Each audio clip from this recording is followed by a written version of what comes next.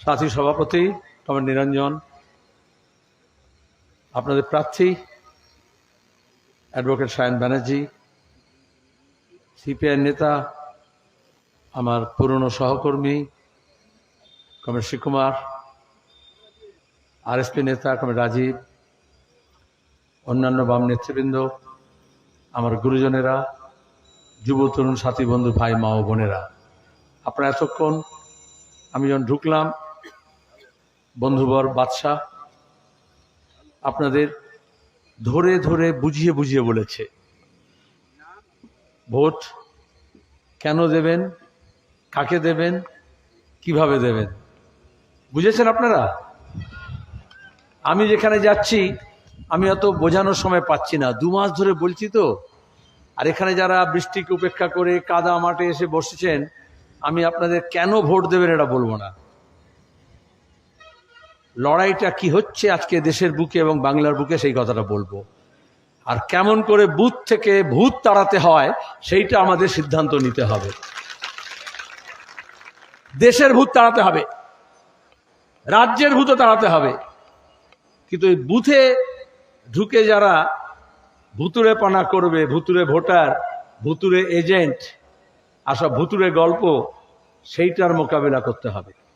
হবে লড়াই, পেছনে যা আছে দূরে আমি শুনতে চাই, হবে লড়াই, একসাথে হবে। কেন লড়াই, কিসের লড়াই? এটা কোনো ব্যক্তির লড়াই? সায়ন ব্যানার্জি কি কোনো ব্যক্তির লড়াই লড়ছে? দীপশিতা, সব্যসাচী, প্রতিকুর, সৃজন, আমাদের সোনামণি টুডু, এরা কোনো ব্যক্তির লড়াই লড়ছে? আজকে দাঁড়িয়ে যদি ব্যক্তির লড়াই হতো, স্বার্থের লড়াই হতো, তাহলে দেখবেন বিজেপির ঘরে একটা দল একসঙ্গে নেই। তৃণমূল বলে না, একটা মাসির, একটা পিসির, একটা ভাইপোর, একটা ভাইজির, পাড়ায় পাড়ায় অনেকগুলো তৃণমূল হয়ে গিয়েছে, কারণ স্বার্থের লড়াই। আর আমরা বামফ্রন্ট, এই যে RSP, forward block, CPI, CPIM, এতগুলো দল একসঙ্গে, তার উপরে আবার জাতীয় কংগ্রেস একসঙ্গে হয়েছি। শুধু বাম এবং জাতীয় কংগ্রেস নয়, মহারাষ্ট্র থেকে উত্তর পূর্ব ভারত, কাশ্মীর থেকে কন্যাকুমারী, বিজেপি, তৃণমূল, বিরোধী সব দল আমরা এককাট্টা হয়েছি। Communist, socialist, Congress. কেন হলাম? এখানে বলেছিল প্রথম প্রথম যে এলাম, মোদী, মমতা সব বলবে এই দেখো বাম আর কংগ্রেস একসঙ্গে হয়ে গেল, বলে না? এখানে কেউ বলছিল না প্রথম প্রথম? আচ্ছা, ধরো যদি আগুন লাগে, এই তো গরমকালে এদিক ওদিক আগুন লেগে যায়, দমকল আসতে দেরি হয়, পুলিশ তো আসে না, যদি টাকা পয়সা রোজগার না হয় পুলিশ আসে না আগুন, ঠিক তো? তখন পাড়ার ছেলেরা, মেয়েরা, পাড়া প্রতিবেশী সব এককাট্টা হয় না? দামাল ছেলেরা জানকে বাজি করে আগুনের মধ্যে ঢুকে, কোনো বাচ্চা আটকে গেছে, বয়স্ক লোক আটকে গেছে, মালপত্র সব বার করে না? তখন কি কেউ দেখে কে ইস্ট বেঙ্গল, কে মোহনবাগান, কে মোহামেডান? তখন কি কেউ দেখে কে কংগ্রেস, কে সিপিএম? দেখে? তখন দেখে কে জল নিয়ে এসছে আগুন নেভাতে, আর কে কেরোসিন তেল, পেট্রোল নিয়ে ঘুরছে আগুন বাড়াতে। আজকে দেশে আগুন লেগেছে, আর সেই আগুন নেভানোর জন্য আমরা সবাই এককাট্টা হয়েছি। কারা আগুন লাগাচ্ছে বুঝতে পারছেন না? আমরা যখন বলছি হকের কথা, রুটির কথা, রুজির কথা, কারখানার কথা, শিল্পের কথা, কৃষির কথা, ফসলের দামের কথা, বীজের কথা, সারের কথা, মূল্যবৃদ্ধির কথা বলছি, ভোগা মানুষের খাদ্যের অধিকারের কথা বলছি, ছেলে মেয়েদের শিক্ষার কথা বলছি, স্বাস্থ্যের কথা বলছি।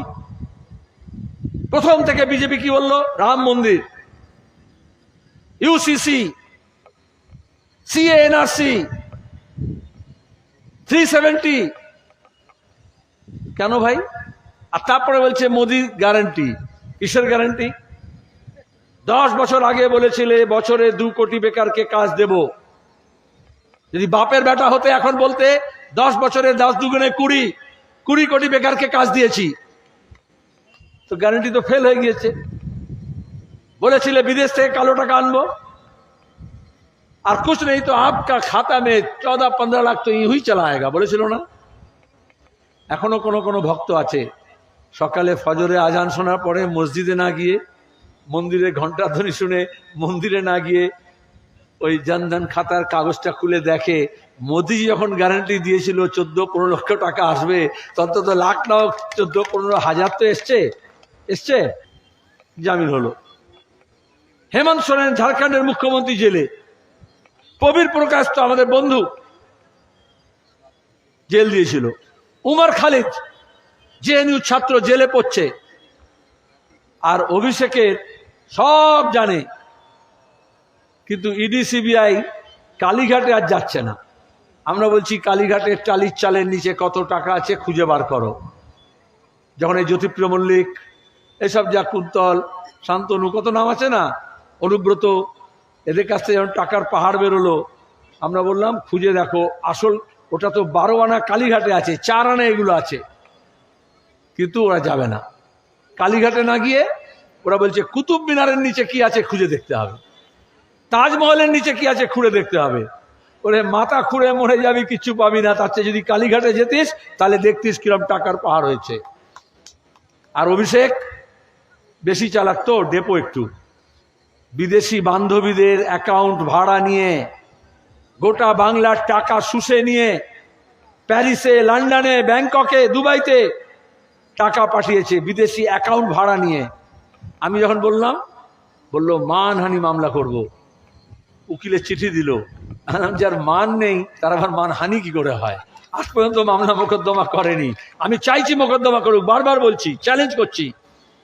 তাহলে ইডি সিবিআই যা তথ্য দিচ্ছে বিচারপতিদের কাছে, আমি হাইকোর্টে গিয়ে তার থেকে বেশি তথ্য দিয়ে দেব কোন বান্ধবীর অ্যাকাউন্টে কোথায় কত টাকা গিয়েছে, লুটের টাকা।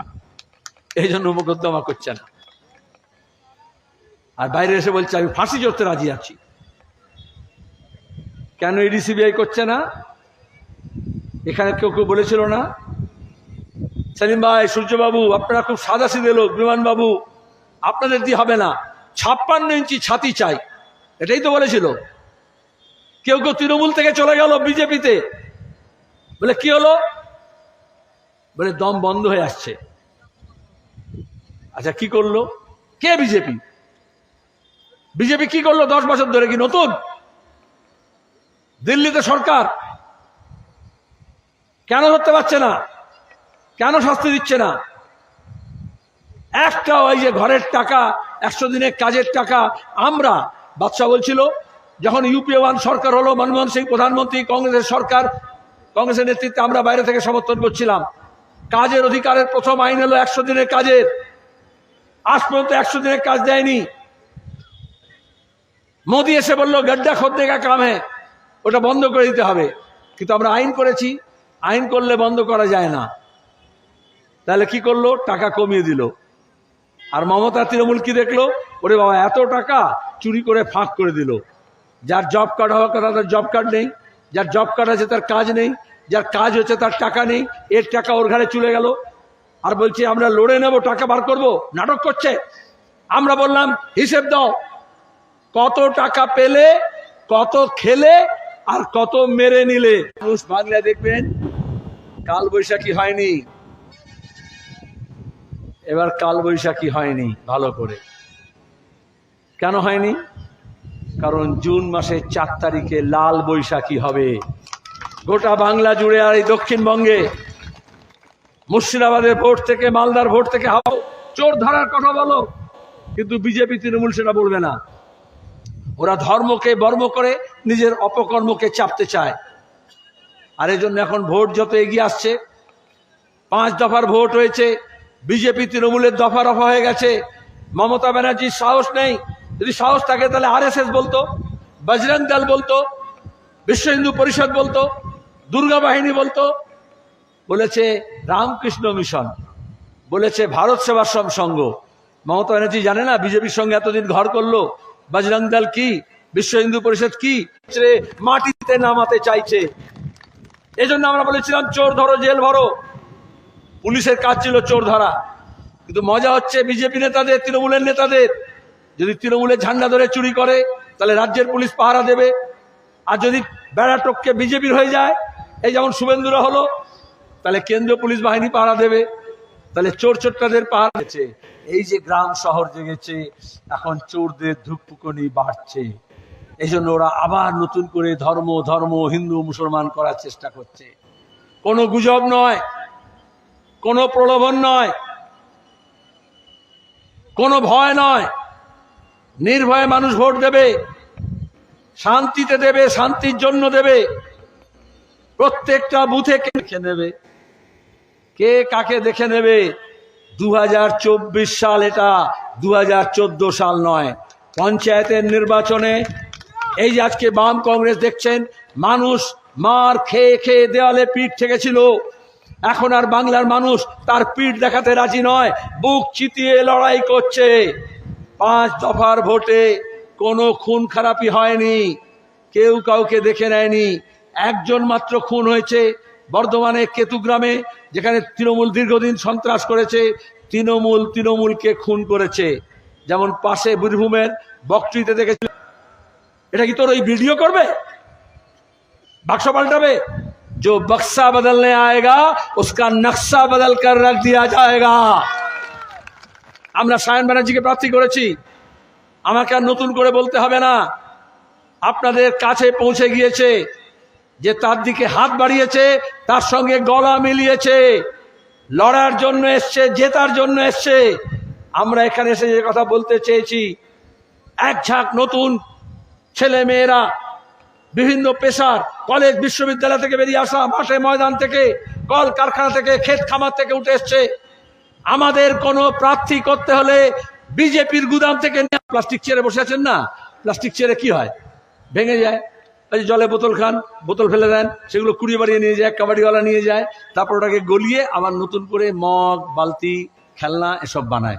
আমরা বলি খুব সাবধান, কাগজ, পেতল, তামা ওইগুলো গিয়ে রিসাইকেল করলে তাও ঠিক আছে, কিন্তু এই যে প্লাস্টিক যদি আবার গিয়ে ওটা যদি খেলনাটা বাচ্চাদের মুখে দেয়, রোগ হয়ে যাবে, আপনার গায়ে চামড়ার দাগ, চামড়ার রোগ হয়ে যাবে।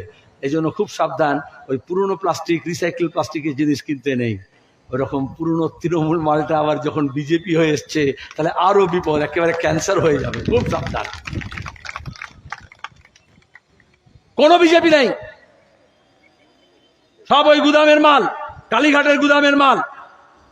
এই মেদিনীপুরে এই শুভেন্দু বলেছিল না, লাল ঝান্ডা কেন, লাল কাপড়ের ন্যাকড়া থাকবে না, বলেছিল? এত অহমিকা চলে না। আর এখন ও যখন তৃণমূল করত, তখন এই কিষেনজিকে নিয়ে, মাওবাদীদের নিয়ে মুক্তাঞ্চল করে AK-47 ল্যান্ডমাইন নিয়ে বলেছিল না, একদম। আচ্ছা, আগে তৃণমূলের ঝান্ডা দেখেছেন যারা একটু পুরনো আছেন? আগে তৃণমূলের ঝান্ডায় মাঝখানে মমতার মুখ লাগানো থাকতো। এখন দেখবেন মমতার মুখ নেই। কেন নেই জানেন? ওই যে ঝান্ডা নিয়ে বলেছিল লাল ঝান্ডা থাকবে না, পরে ওই শুভেন্দু ওই ঝান্ডাটাকে নিয়ে বিজেপির নেতাদের পেছন মুছতে গেছে। মমতা বললো, আজ যাই কর ভাই, ঝান্ডায় আমার মুখ দিস না, কারণ যে আজকে তৃণমূলের ঝান্ডা আছে ওটা গিয়ে বিজেপির অফিসের ন্যাকড়া হয়ে যাবে 2 দিন পরে। টেবিল চেয়ার মোছা হবে, বাচ্চাদের পেছন মোছা হবে। এই জন্য মমতার ছবি আর ওরা লাগায় না। আজকে দাঁড়িয়ে লাল ঝান্ডা নেই বলবে? হিটলার বলেছিল, মুসলিনি বলেছিল, হাতি ঘোড়া গেল তল, মশা বলে করো কত জল। লাল ঝান্ডা কোনো চিট ফান্ডের টাকায় কেনা কাপড় না। তেভাগা আন্দোলন করেছে আমাদের পূর্বপুরুষরা, লাল ঝান্ডা নিয়ে মাটিতে গেড়ে বলেছে, উদ্বাস্তু পুনর্বাসনের জন্য জমিতে গিয়ে লাল ঝান্ডা লাগিয়ে বলেছে এইখানে কলোনি হবে। একজন হকার, একটা রেলে হকারি করার জন্য লাল ঝান্ডা নিয়ে লড়তে হয়, মহিলাদের সমানাধিকারের জন্য লড়তে হয় লাল ঝান্ডা নিয়ে, সংখ্যালঘু নিরাপত্তার জন্য, আদিবাসী তপশিলি তাদের মান মর্যাদা অধিকারের জন্য, শিক্ষক নিজের মর্যাদার জন্য, নিজের মাইনের জন্য, বেকার ছেলেমেয়েরা তার কাজের জন্য, ছাত্ররা তার শিক্ষার জন্য লড়াই করেছে। অনেক মানুষ এই বাংলার বুকে নিজের কলজে দিয়ে রক্ত দিয়েছে, তবে এই ঝান্ডা লাল হয়েছে। কটা বন্দুক পিস্তল নিয়ে করে দেবে, উড়িয়ে দেবে। আজকে দাঁড়িয়ে এই জন্য এখানে বিজেপি আর তৃণমূল কোনো আলাদা না। বাদশা বলছিল না, সব নাম ধরে ধরে বলছিল, মুকুল্লে আগেই বলে দিয়েছে, যা বিজেপি তাই তৃণমূল। এখন দাঁড়িয়ে আমাদের সিদ্ধান্ত নেওয়ার পালা। আগামী কয়েকদিন আপনারা আমাদের কথা বলবেন, লাল ঝান্ডার কথা বলবেন, কৃষকের কাস্তের কথা বলবেন, মজুরের হাতুড়ির কথা বলবেন, সায়ন ব্যানার্জির কথা বলবেন, বাম কংগ্রেস জোটের কথা বলবেন। এই দেশ থেকে শয়তানি রাজ শেষ করতে হবে, মানুষকে ঐক্যবদ্ধ করতে হবে, শান্তির কথা বলবেন, সম্প্রীতির কথা বলবেন, নিজের জীবনের অভিজ্ঞতা বলবেন। একজন মানুষ নিজের মা, বোন, মাসি, পিসি, ছেলে মেয়েদের সঙ্গে কথা বলবে। একজন দিদি বাজারে দোকানে যার সঙ্গে কেনাকাটা করছেন তার সঙ্গে বলবেন। একজন টোটো যাত্রী প্যাসেঞ্জার আর একজনের সঙ্গে কথা বলবে। এই কথাগুলোর দাম অনেক বেশি। নাহলে টেলিভিশন চ্যানেলের মালিকগুলো টেলিভিশনের স্ক্রিন আপনার অর্ধেক অর্ধেক করে বিজেপি তৃণমূলকে ভাড়ায় দিয়ে দিয়েছে। রোজ সকালে তুই চোর মুই চোর বলে হচ্ছে লড়াই। কোনো লড়াই হচ্ছে না। যত দিন এগোচ্ছে এই বাংলার বদ্বীপ অঞ্চলে যত বেশি মানুষ তাগড়া হচ্ছে, লড়াই হচ্ছে, তত বেশি আবার বিজেপি তৃণমূল নতুন করে নাটক করার চেষ্টা করছে। কোনো নাটক হয় আপনারা বলবেন। আর এই ভোটের জন্য আগামী কয়েকদিন, কি তোমাদের নির্বাচন তো 25 তারিখে, আজকে কত তারিখ? 20 তারিখ, 21 হয়ে গেল। 21 থেকে 25, 5 দিন। 5 দিন আপনারা বাম কংগ্রেস জোটের প্রার্থী সায়ন ব্যানার্জির কথা বলবেন, যাতে আগামী 5 বছর আপনাদের হকের কথা, আপনাদের মনের কথা, আপনাদের উন্নয়নের কথা, আপনাদের ছেলে মেয়েদের ভবিষ্যতের কথা পার্লামেন্টে গিয়ে জোর গলায়ও বলতে পারে।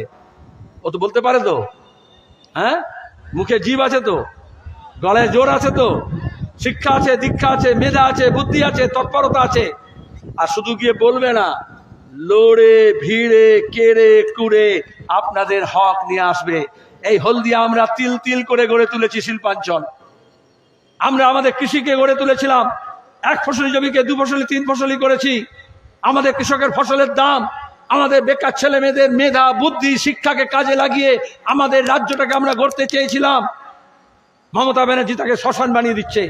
আমাদের ছেলেরা এই জন্য জন্মায়নি কাশ্মীরে গিয়ে কেরালায় গিয়ে কাজ করবে আর সেখান থেকে লাশ আসবে। আমাদের গ্রামকে গড়তে হবে, আমাদের পাড়াকে, মহল্লাকে, শহরকে গড়তে হবে, আমাদের রাজ্যকে গড়তে হবে। আর এটার জন্য এই চোর জোচ্চোরদের তাড়াতে হবে। আর এই চোর তাড়াতে কোনো 56 না, কোনো 356 না।